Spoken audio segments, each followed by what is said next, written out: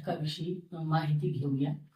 यामध्ये महत्वाच्या काही बाबी आहेत त्या पहिल्यांदा आपण बघू की गुणाकार हा शब्द एकूण एकूण किती किंवा या ठिकाणी कोणता अंक या दोन संख्यांचा गुणाकार केल्यानंतर किती उत्तर येईल किंवा गुण्य आणि गुणक हा असेल तर कोणतं उत्तर येईल किंवा एकक दशकाच्या जागा बदलल्यानंतर कोणता गुणाकार येईल अशा बाबी जेव्हा येतात तेव्हा आपल्याला शाब्दिक उदाहरणामध्ये गुणाकार ही क्रिया करावी लागते. त्यामध्ये महत्वाच्या बाबी कोणतीही संख्या गुणिले शून्य बरोबर शून्य येते. म्हणजे जर 12 गुणिले शून्य असेल या ठिकाणी शून्य येईल. म्हणजे कोणतीही संख्या 12च्या ठिकाणी जरी असली तरी त्या ठिकाणी उत्तरे शून्य येईल. दुसरा आहे कोणतीही संख्या गुणिले 1 बरोबर तीच संख्या. म्हणजे 25 गुणिले 1 बरोबर 25. या ठिकाणी आपण कोणतीही संख्या घेतली तरी त्याचं उत्तर हे 1 ने गुणल्यानंतर तीच संख्या म्हणजे 25 गुणिले 1 बरोबर 25. त्यानंतर तिसरा नियम कोणत्याही संख्येला 10, 100, 1000 अशा एकावर शून्य असणाऱ्या संख्येने गुणायचे असल्यास दोन्ही संख्येचे शून्य लिहून त्यापुढे गुणाकार लिहावा. म्हणजे या ठिकाणी या दोन संख्येमध्ये 3 शून्य आहेत. मग आपण 3 शून्य लिहिले आणि 11 गुणिले 1 11. या ठिकाणी या 110 गुणिले 100 यांचा गुणाकार 11,000 येईल.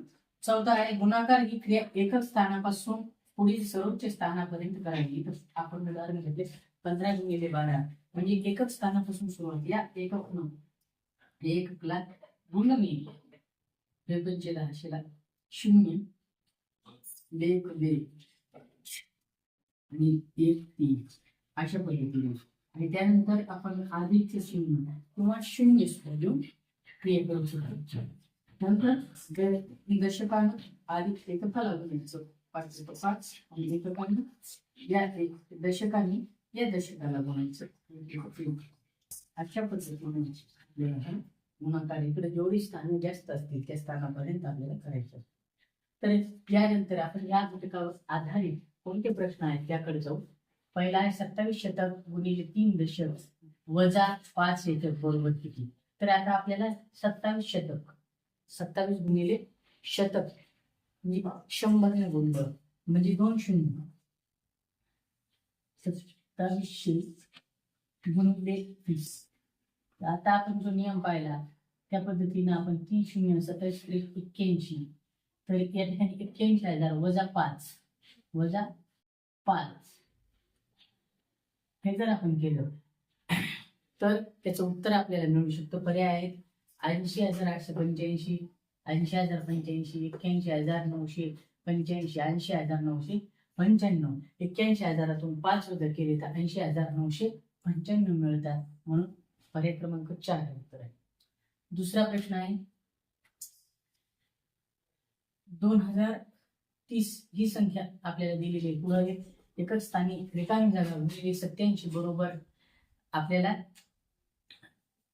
या ठिकाणी उत्तर दिलेले 17,66,448 असेल तर चौकटीमध्ये त्या ठिकाणी कोणता अंक असू शकेल.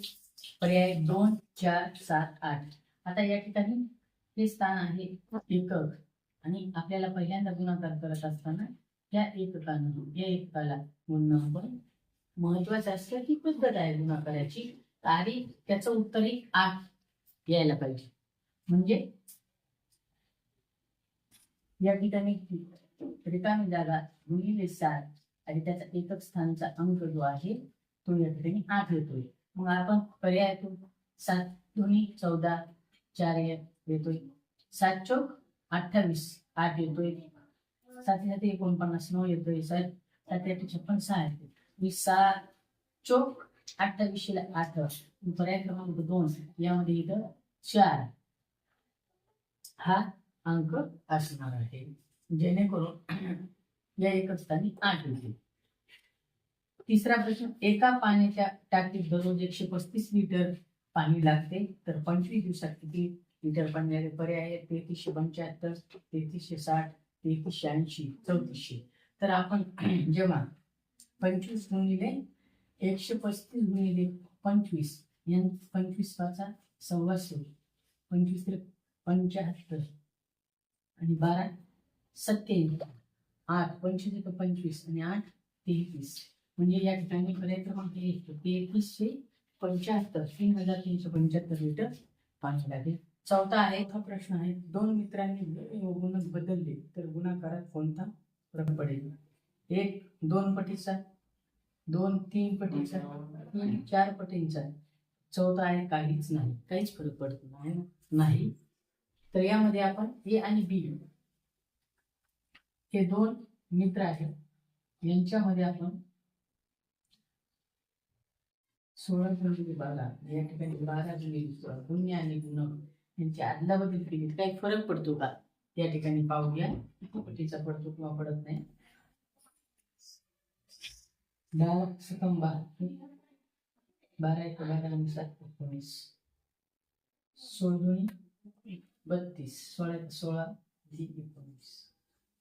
तर अशा पद्धतीने दोन्ही उत्तर हे समान येते, म्हणजे गुण्य आणि गुणक बदलले तरी त्यामध्ये काही फरक पडत नाही. म्हणून पर्याय क्रमांक 4 काहीच नाही. कोणता फरक पडेल तर काहीच नाही, कोणताच फरक पडणार नाही. तर अशा पद्धतीने आज आपण गुणाकार म्हणजे काय आणि गुणाकारामध्ये महत्वाच्या बाबी आणि त्यावर आधारित उदाहरणे याविषयी माहिती देतो. धन्यवाद.